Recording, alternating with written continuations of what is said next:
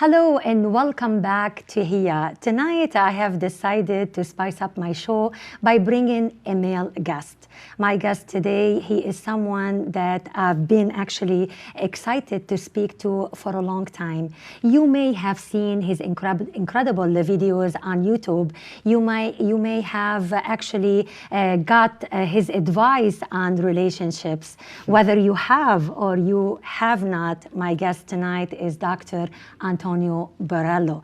He is a psychologist, he is a relationship coach, and he's an author who has helped thousands of people with their relationships. His YouTube channel has over 1.1 million subscribers. I'd like to welcome Dr. Antonio Borello. It's great to have you on the show tonight. Thank you for having me.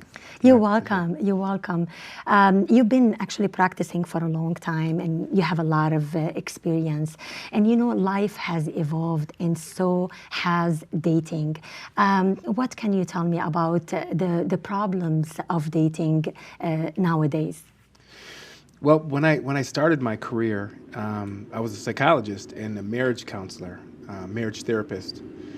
And then I was married, I had 2 children, and I was a very tough marriage therapist and helped so many people with their relationships. And then I was faced with my own divorce. And so when that happened, I kind of felt it was very difficult for me to return back to that work. So I started getting more involved with dating and relationships rather than marriage per se. But yeah, so I started getting involved with dating and relationship advice, and then eventually I got myself on YouTube, and that's where things started to explode when I started talking about topics that really resonated with people. Yes, I mean, you have over 1.1 millions of viewers. That's a big number there. Yeah, it definitely. I guess I hit some nerves when I made some videos that so many people face the same obstacles and same challenges in dating and relationships today, and so my goal has always been to help people have the healthiest and happiest relationship that they can. Yes. It seems like we all look for the same thing. We want love, we want passion, and we want affection. But the only probably thing that has changed is how people find each other, right? And I think many people rely on dating apps. So what do you think of the dating apps? What are the pros and cons of those apps? Well, I can tell you this. When I first got married, those things really didn't exist. Like online dating was, kind of taboo. No one was doing that. And I was married for 10 years, and then when I got divorced, I started. That was about 10 years ago. Yes. I saw this huge opportunity to meet so many people that I otherwise wouldn't have access to. So I thought it was a great opportunity, and it opens up so many possibilities. And now things have evolved to the point where one of the most popular ways that people meet someone for a romantic relationship is through these apps that you're swiping left and right. And so they are wonderful in concept, because you could be in the comfort of your home and meeting people that you otherwise would never have met or access to, but they present themselves with their own challenges as well. So what are it seems like people have a paradox of choices. It could be confusing, and some people might lie on their profiles, actually who they are, really. So how can people define like the good and the bad on the apps? It's very difficult because when people are presenting themselves on a dating app, they're putting their best pictures, right? So anyone can take 4 or 5 really good pictures of themselves. Yes. and then they're going to take some time, maybe get some help from friends to write their profile and write the best of them. They're going to present themselves in the best way possible. And so you're looking at these and you say, wow, this person looks great. This person sounds a lot like me. I think I have a lot in common with this person. And you're looking at these pictures, and then you fill in the blanks of the things that you don't know with your imagination in a very positive way. And so you swipe right, and then you match with the person, and you start talking to a person, and you often find people invest a lot of their time into another person. And then when they actually meet, they realize that, wait a minute, this person's really isn't what I thought they were. So they get disappointed. They get disappointed. So you put so much effort in this, and you need to, in order for you to find your partner, right? I mean, I think there definitely is very possible to meet someone on a dating app or through Match.com or some type of online application.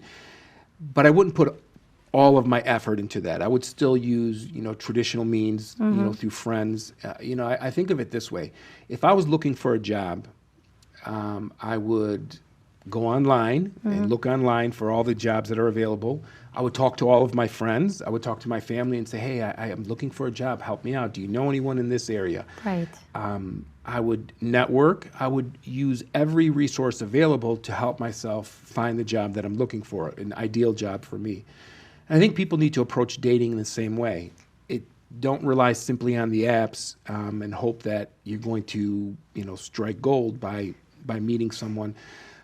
Also keep your options open in terms of, meeting people in person, in social activities, different events through friends and family. A combination of all of those things is very helpful. I think people rely too much now on the dating apps because they say they're busy and they cannot put the effort, because if you want to go to an event, you have to dress up, you have to put some time off, and it's time consuming. So maybe they feel like, okay, apps are easier. They definitely are easier, and they're convenient, and during convenient the time of the COVID and the pandemic, those apps were on fire. I mean, there's so many people that met that way because all the other ways of meeting people, got closed down. Right. You couldn't go out. You weren't socializing with people outside of your family. Everything was closed, and so people relied, tremendously on the apps. And dating didn't stop. So it didn't stop at all. Did not stop. That's what I wanted to ask you. Well, everything stopped. Dating did not maybe stop. the dynamic of dating has changed, but people did not stop dating. So how did they do it? I mean, we were quarantined, so instead of going to restaurants, they probably meet at home. Maybe? Is that what? Yeah, it's funny that people make exceptions for new people that they want to meet because they're interested in someone that they potentially met like on a dating app or something. So they make exceptions. They think, okay, I could just meet this person, or I could just meet that person. Wouldn't they be scared of COVID? I was scared of COVID. I'm like, I don't know you. I'm not me. I'm not going anywhere near you. But there were so many people that met during the time of COVID, during quarantine. Okay.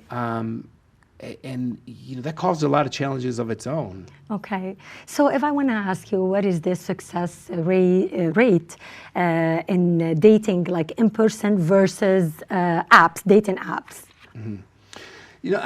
I thought of an example that I think fits in this way. Yes. So when I was young, I used to go to a lot of weddings, right? Family members would get married, and at weddings, if the couple is young, there's a lot of available single people at weddings. And so I might be at a wedding and there might be 50 single women that are in my age group. But at any wedding, I might see one person that I might be interested in. Maybe. Sometimes none. Maybe not, yes. But if those 50 people presented themselves the best way possible on a dating app, I might swipe right on all of them. But when I meet them in person, I realize that no, this person's not for me. This person has a different style than me. This person is just doesn't.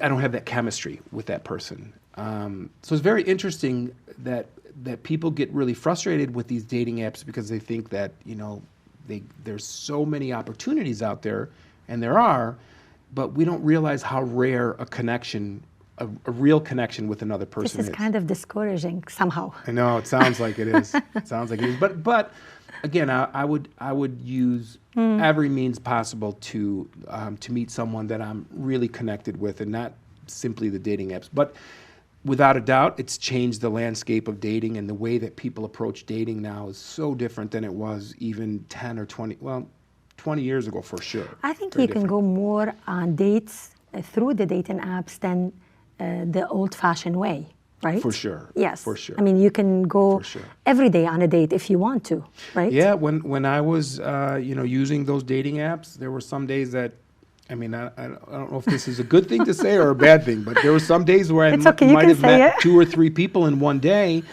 and maybe met a handful or a dozen people in 1 week, and none of them were anyone that I would consider, wow, I want to date again, I want to go on another date. It was just something that, and I would certainly encourage people that if they're going on a dating app and if they're meeting someone, I would encourage them to try to meet in person as soon as possible, in a safe way. Definitely, yeah. Because if you spend 5 minutes with someone, sitting next to them, talking to them, you'll know right away. Or you get an idea, some kind of idea. This is someone that I could go out with again. Okay. You might know in the first 15 seconds that, no, this person's not who I thought they were.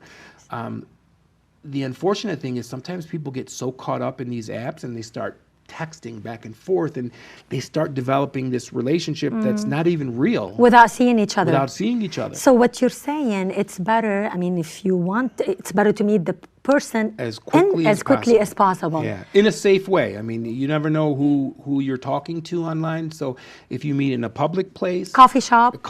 Yes. I mean, I know that there are many people that don't even put their real name on an app.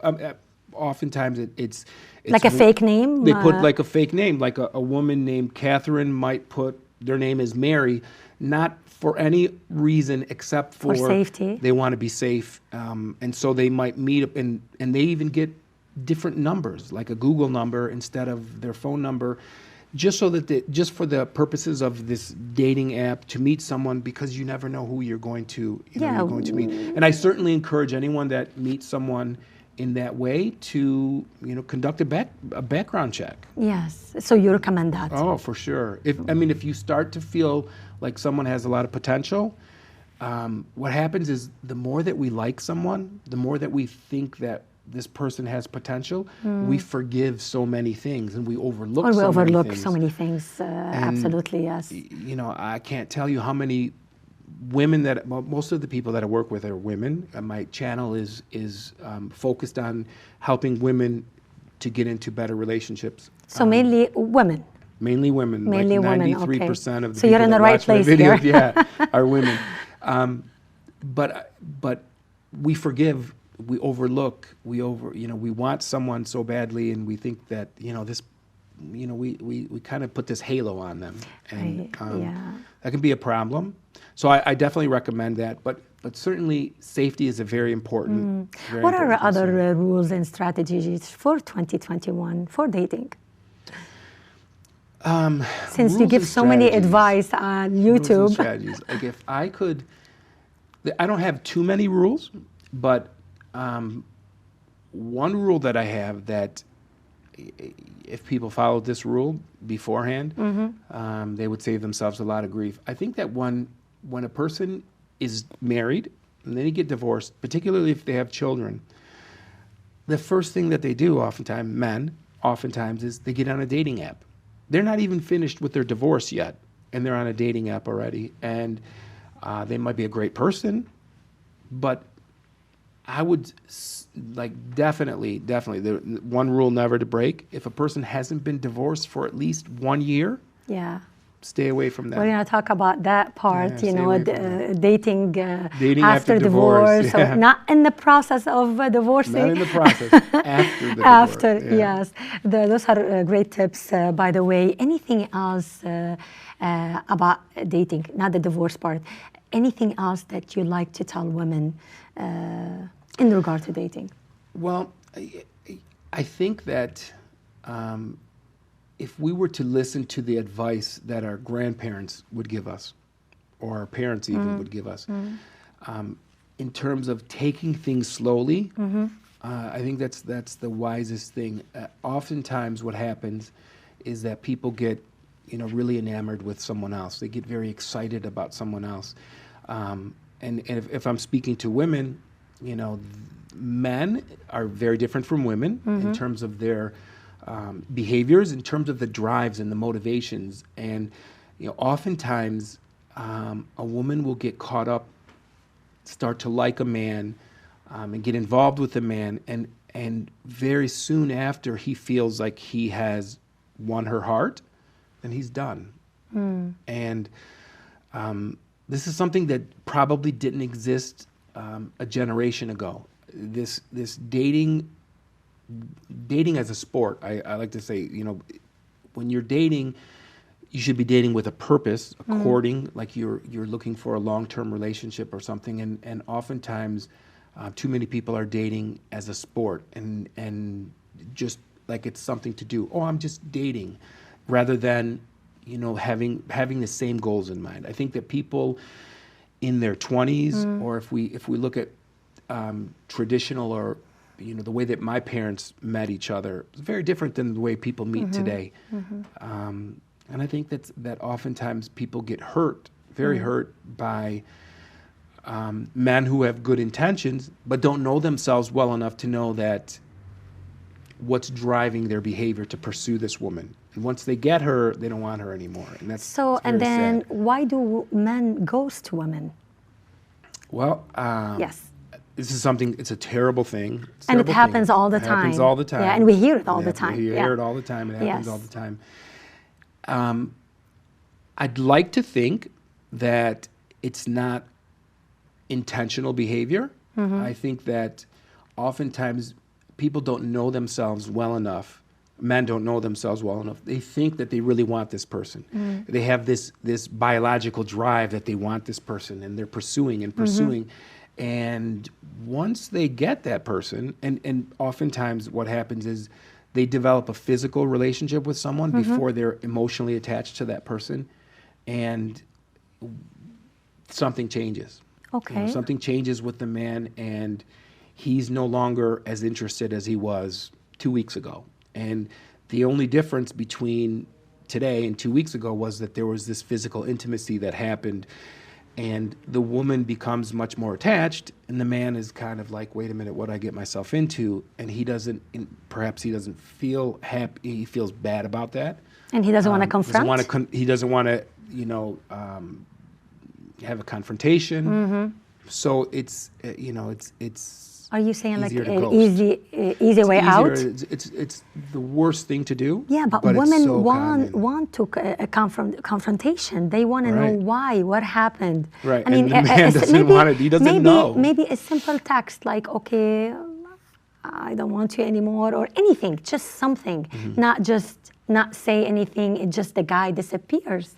Right. So, But what happens is, if a man were to send a simple text like, my feelings have changed. Okay. I don't feel the same way. I don't want to pursue this relationship with you. Then that's not going to be left alone. A woman, It's not gonna be the or end of it. anyone, it's not going to be the end of it. Exactly. Anyone, not just a woman, but anyone that gets that text is going to be like, what happened? You owe me this explanation. You should explain what happened. You told me last week that you were, okay. falling in love with me, and you wanted this relationship and all of these things, and now you don't, and I don't understand that. And so it's a horrible thing. It's something that probably always existed, but it's much more obvious now because we're all so readily available. We all have our phones with us. And people know that, if I text you or call you, your phone isn't too far from you. And if you don't respond within a, reasonable amount of time, then it's what obvious is the that you're- reasonable time? I know that's a difficult one, right? I think it depends. One of the things that happens is that when people get excited about another person, they start interacting and having this conversation. They're very excited. Both the man and the woman are excited, or both partners are excited about this potential new relationship, and they're driven by this excitement, and so they're texting back and forth, and they get into a situation that's not sustainable. I mean, we can't be on our phones all day texting back and forth. Yeah, but if they're used to this kind of behavior and suddenly they don't do it anymore, so you see like something is wrong. You feel like something is wrong. Yes. And so I think that one of the things is to set boundaries and expectations for the other person and say, look, I have a job. I can't be texting all day long. And when I'm working, you might not hear from me till 5 o'clock or till 6 o'clock. It's sometimes people have expectations that when you text them, like we're in the middle of a conversation right now. My phone could be blowing up right now. I have no idea. But if I had my phone with me, and someone sees it, and I see that, I'm going to feel this urge to like and respond you feel to it. anxious You feel as anxious. well. Yes. Yeah. Yes. And every time that you get a message or every time a text goes off from someone that you're interested in, you get this like excitement, this hit of dopamine that happens. We get addicted to it. It's terrible. Yes, it is terrible.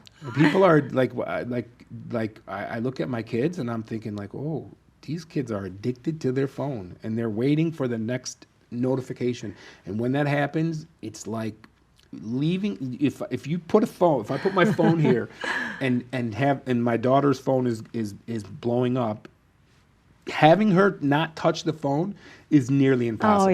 Oh yeah. Nearly impossible. Yeah, it's an addiction. It is an addiction, big time. Okay, I think we are going to take a little break, and we'll be back with Dr. Antonio. Okay. Are we on?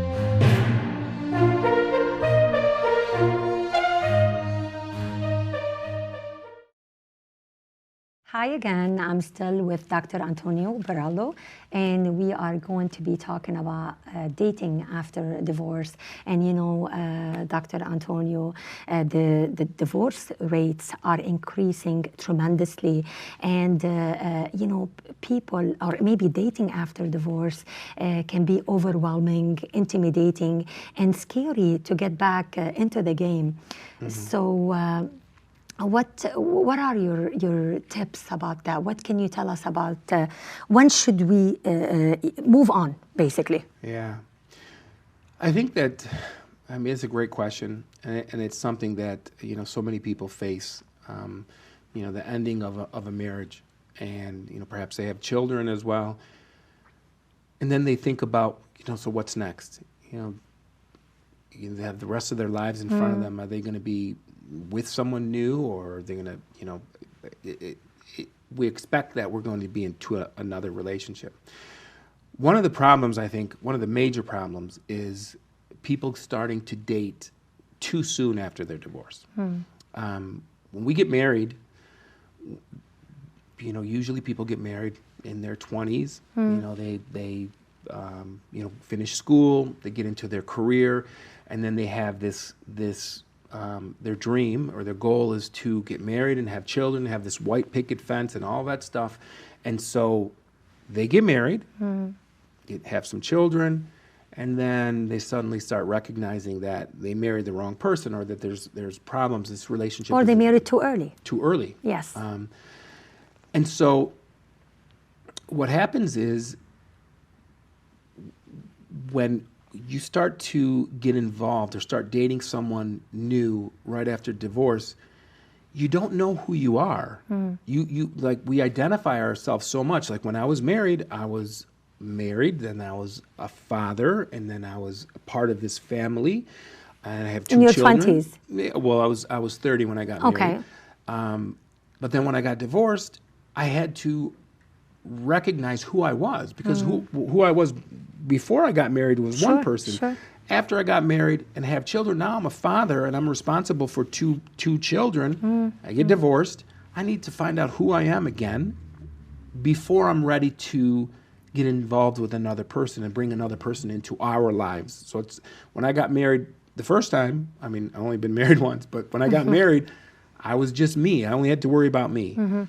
When I got divorced, now it's me and my children. I had to redefine who I was as a person before I could be ready to be in a relationship with someone else. And a big mistake that people make is, like, I only have a few rules with regard to dating, and one of them is that you need 4 seasons. You need to go through 4 seasons alone as a single person, especially if you have children, because you need a little bit of time to figure out who you are, to re-identify your life, and then you can be ready when you're finished with this relationship, and you know who you are and what your goals are and what you want for your future. Then you could be ready to be in a relationship. And too often, people get into a new relationship too quickly. And because it's exciting, and you feel these feelings that exactly, they haven't felt but there in are so long. probably other reasons why they jump into a relationship so fast, and even in the process of divorce. Some of them, they feel like they cannot be alone. If you are married when you are 20 or maybe 18 or whatever, and suddenly after maybe 20 years of marriage, you are all alone. Suddenly you are alone. vulnerable. You're scared. Sure. You're not used to being alone. So how do you manage that? How do you manage? Do you need a therapy? What do you need? Well, I think that the most important thing you need is a good support system. Okay. Family, friends, people who love your children, that you can lean on, because it's going through divorce is a super vulnerable time. You question so many things. You know, you feel like maybe this is a failure. It's such an important part of who we are, how we identify themselves. And then suddenly you're like divorced. And oftentimes there's a change in financial situations, because you were married and you had this financial situation. Exactly. And now you're single and you don't have as much money. You don't have as much money, and all of these things have that changed. could be scary. It's a scary thing. It's yes, a scary thing. and you have to build yourself all over again. Yeah, you have to start all over again, and that fear and that vulnerability sometimes gets people into quickly moving on, and they have this checklist of what they think their next partner needs to be. Like, they need to be this, and they need to be this, and they need to be this. And so they're going through this checklist, and if the guy meets those criteria, then, okay, he's probably a good one, or she's probably a good one for me. And that's not necessarily the case. Sometimes we focus on the wrong things. We're looking for the opposite of what we had before. So should we look for certain traits, like certain things, the checklist? Yeah. What should we look for? I think that the most important things are that you are really best friends with a person, that you can see yourself. It's not the attraction and the chemistry that you feel immediately. That's not the important thing. The important things are life goals. But you have to feel something, right? You have to what? You have to feel something, like you have to feel some kind of, for sure. You have attraction. You have to find feel that attraction, person. and you have to have that chemistry. But then you have to be on the same page with so many things in terms of life goals. Like, where do you see yourself in? This is a question that I would recommend people ask. Yes. In 5 years from now, where do you see yourself? Outside of our dating situation, or outside of this date, if I could fast forward 5 years from now, where would you like to see yourself? Do you see yourself married? Do you see yourself in a different job? Do you see yourself, what do you see yourself doing? I think it's a very important question, because if you're not on the same page and you don't have the same goals, pursuing a relationship with someone is really a bad idea. Especially you're talking about, maybe a second marriage. It's not a second marriage, like or someone might say, big commitment. I'm never going to get married again. So how important it is to wait and take a deep breath before you jump into a relationship? Yeah, I think it's very important. And I think that you need a good year. A good Probably year. more, but a year, going through, my mom used to tell me, you have to go through 4 seasons with a person to know who they are. And, I believe that's true. You need to go through 4 seasons on your own before you can be ready to offer someone, you have to love yourself before you can really be in a very good relationship, a very mutually beneficial, satisfying type of relationship. Is it okay to be clear on your objectives? I mean, is it okay for a woman on a first date to say, hey, I'm looking for a long-term partner. I'm looking for, I just got divorced and I'm looking for just a physical partner for the moment. Is it okay to say that and something like that? I mean, is it okay? Yeah. Well, the physical partner part, we could talk about more, but I think that it's very crucial. It's very crucial that you let a person know exactly what your objectives are, what your goals are. Would that scare the man away? And he might think that she's maybe needy, she's desperate, something like that. So I think that's a misconception that a lot of women have, that they believe that they can't say that, which gets them into problems. But I think if someone says something in a very confident way, very assured about it, and non-apologetic. If I'm on a date with someone and they say to me, listen, I'm looking for a long-term relationship, I'm looking for a partner, a life partner. If I am not on the same page, you need to, if a woman goes on a date with a man and she wants to be in a long-term relationship, perhaps she wants to be married again, and she lets that person know, if he says back, well, I'm not really interested in that, I'm just kind of, I don't want anything serious right now.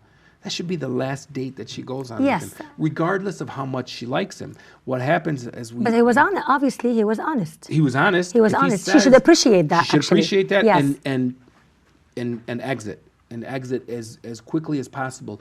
What happens, unfortunately, is that people think that, oh, I'm going to change their mind. If they get to know me, if they start to fall in love with me, they're going to change. They're going to change their mind, and they're going to be with me. And it doesn't happen. And that doesn't happen as often as people would like it to. Sometimes it does, but most of the time, I can't tell you how many people I work with on a daily basis that they get into a relationship with someone who tells them, I don't want anything serious. Can we just keep doing what we're doing and see what happens? And when that happens, if a woman says, okay, I'm going to continue dating this person. She accepts that. She's lowering her standards, and what she's hoping for is that he's going to change his mind. But at the same time, he's getting all of the benefits of a relationship without having to be in a commitment. No commitment, nothing. And so, is it a turn off for a man? I mean, for a woman to accept that? I think it's a big turn off, because part of what happens, there's 2 things that get people into relationships. One of them is wanting that person. Like I want to be with that person. I want to spend time with that person. I want to commit myself to that person. But the other part, and probably even more important, is I don't want anyone else to have that person. I'm fearful that if I don't do what I'm supposed to do, if I'm not the man that she thinks I'm supposed to be, if I'm not good enough for her, she's going to find someone else. That fear is probably a bigger motivator for people to get into a relationship than wanting someone. That's a good point. And when you take that away from a man and you say, okay, well, we can continue dating.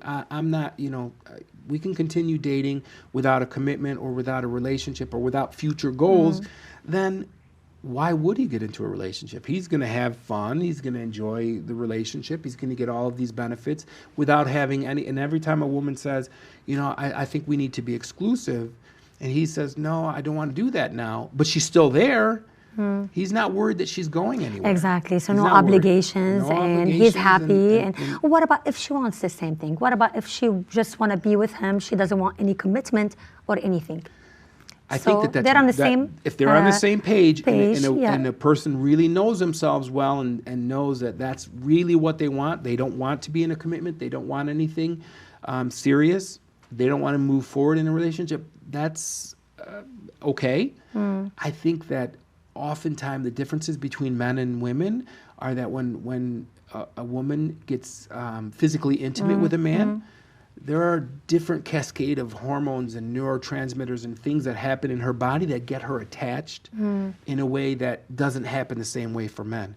And so if you're getting attached to someone and you're emotionally involved and attached to someone, you could think that, oh, I don't want anything serious, but yeah, that might not be really true. Within you, probably you are. You are, exactly. Yes, exactly. yes.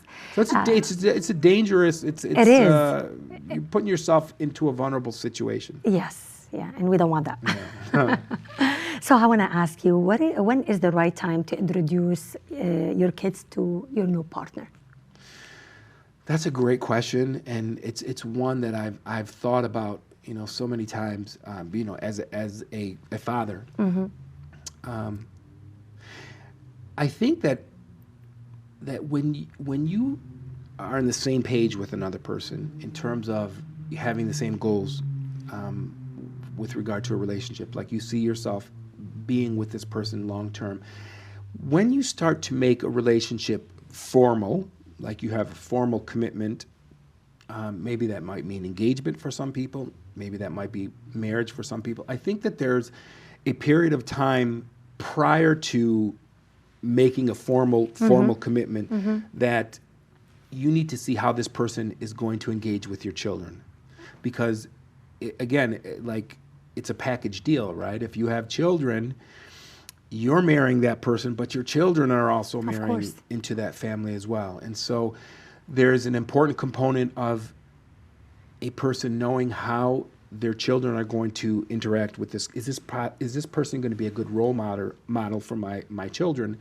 Is this person going to be, are my kids going to get along with this person? If this is someone who's a long-term partner, or maybe a husband, or maybe a wife, we need to see that relationship and how it looks before we make that final commitment. But I certainly don't think it's a good idea to introduce your kids when you are casually dating someone where you don't know if 6 months from now this person's going to be around. So you have to be very serious about the relationship before. You certainly have to be on the same page with regard to future plans. Sometimes things don't work out, and that's a good lesson for your children to learn as well. But I don't think it's a good idea to have a revolving door of relationships that if something gets pretty serious and you're falling in love with someone and you see you're talking about long-term plans with one another, then I think that it's appropriate to slowly introduce the kids. But it also matters how long after your divorce that you introduce someone. Because if someone you might be ready after a year, but your kids might not be. But you have little kids, especially. Your kids might not be ready to see that, and they could sabotage your relationship. Oh, you have to take that into consideration for sure. For sure, and it's again, as I said earlier, when I got married, it was just me that I had to worry about. If this wasn't a good relationship, if my relationship wasn't good, I had to worry about it yourself only. But I wasn't going to affect the lives of two other people. And that's something that I think we need to always consider when we're getting involved with anyone, and then obviously when we're going to introduce our kids to someone new. So how can you keep your relationship with your ex, a good relationship with your ex, That for the sake of kids. For the sake of kids. That's a challenge, and it's one. So my ex-wife and I wrote a book together after we got divorced, a few years after. I think it's fascinating to do that. Yeah, and her and I, we have a good relationship. We're good friends. Okay. We're co-parenting our children. It's not always easy, and certainly it was impossible the first 6 months or the first year after our divorce. It was very difficult. Yeah. But I think that once you move on and you heal from that relationship, it's an effort. It's like any relationship. You have to work at it, and you have to be willing to sometimes turn the other cheek, and give that person the benefit of the doubt, because you want that relationship to be good because it's healthy for your children. It's good for your children to know that they don't have to keep secrets about dad from mom or about mom from dad. It's important. And all of those things. And they don't want to be in the middle and trying to figure out where they need to align themselves. It's very difficult for them. And but I think that if two people really want to make that happen, want to co-parent together in a very healthy way, it can happen. It can happen. Yeah. It can happen. It takes a little bit of time because you have takes to a get lot of past- effort, but of it takes a course. lot of effort, and you have Yeah. to sometimes take a deep breath. You know, Yes. you know, There are ups and downs. there's ups with and that. downs and stuff, but I think if you know that both people that are, you know, divorced, Yes, both parents yes. know that they want the best for their children, unless one of them has like some serious mental health issues, I think it can happen. Sometimes it can happen, but usually if you work at it, it can happen. Okay, and what are some of the strategies for divorcees, especially when, you know, some of them think like they're not, they don't look the way they used to look before, and they're not so confident about themselves and how they look. And does, you know, with age, doesn't it become less about physical and more about connection? Yeah, it really becomes more about being really a partner, looking at that other person and knowing that this is your best friend. This is the person Yeah. that is your cheerleader. Right. This is the person that supports you and you support that person and encourage and help in all of these different areas of life. I think that, you know, as we get older, and when we're dating, when we're older, it's sometimes easy to think that you have to accept this. And when we really like a person, we often accept things that we shouldn't accept. And Like? To give you an example, if you've ever had a friend that is going through, if you've ever had a friend or a family member that's in a bad relationship, a toxic relationship, and you look at them and they tell you their problems, they tell you what he did, or he tells you what she did, and you hear these things and you think like, oh my gosh, how could you let that happen? You need to do this, A, B, C, and D. Yes. It's very easy for us to tell other people like this, because But not we to love do it them, ourselves. right? We love them. We don't want to see anyone hurt them. If someone were, you know, treating my sister poorly, or, you know, my sister was in a bad relationship or an abusive relationship, I would be the first one to say like, hey, you need to Yeah. wake up. You need to deal with this. It's easier to apply it on someone else. On someone else. Yes. But what happens when we really like a person, we get this fear that we're going to lose that person. And so the people become terrified of being without that person, so they accept what they're getting. And that's not it's really good. bad. It's Yes. really bad because when you really love yourself and keep your standards high, you're going to put your self-respect above your feelings. So you might be feeling one way, but you have to think about it. What would your best friend say about this? If you could tell your best friend the truth, what would he or she say about this relationship, or how would they advise you? And if you're able to do that with yourself, because most of the time when we're in a bad relationship, or when someone's in a bad, they know.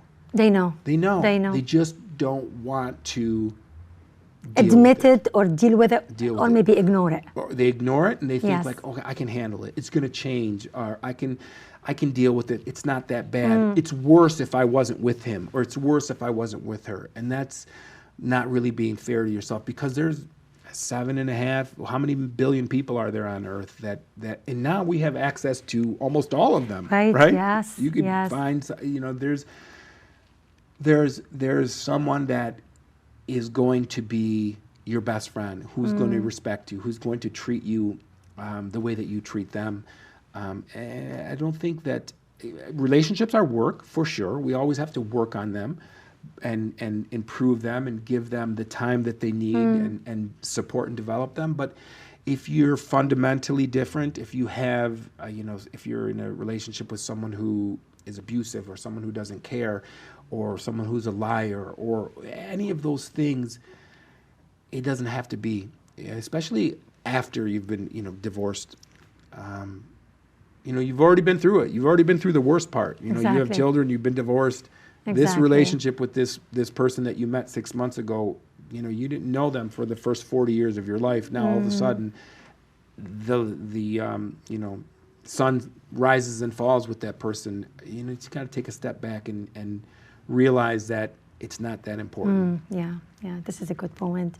And from your experience with relationships and marriages and all that, are second marriages more successful, you think? Yeah, I don't have the... You don't have the answer? I used to know the answer to that, but if I told you the answer, that's from years ago. Why? Usually not. Usually not, if there's children involved. Usually not. Yeah, well, that was before. That was before. I don't know currently the research, what the literature says about them now. Yeah. But they're more challenging. They're more challenging. I mean, it's easy to fall in love, and to want to be in a relationship with someone. But again, you know, you have this package deal, and if they have their package and you have your package, you combine these families, it's hard. these blended families. It's very difficult. Yeah. It's very difficult. So it takes a lot if of there work. are no kids, will be much probably the situation will be much easier. Yeah, I think that if we learn from our mistakes that we made in the past, then certainly you're setting yourself up for being in a better relationship the next time. When children are involved, it becomes complicated because they have so much of an impact on your relationship as well. If you're all living in the same home, and you know, one kid is having a problem with your partner or vice versa. Especially if you have teenagers. Yes, oh my goodness. Yes, it's hard. So challenging. Yes. For sure. Dr. Antonio, I want to thank you so much for today. I would love to have you one more time and maybe more, for more topics about relationships for sure. And I just want to say, please follow or subscribe to Dr. Antonio Borello, which is Ask Dr. Antonio, right? The YouTube channel. Yeah, YouTube. Okay. There's a lot of videos on there. Yes, very helpful ones for sure. Yeah. And follow him on his social media. Thank you so much for being here. I appreciate it. Thank you. And thank you and have a good night. Thank you. Okay.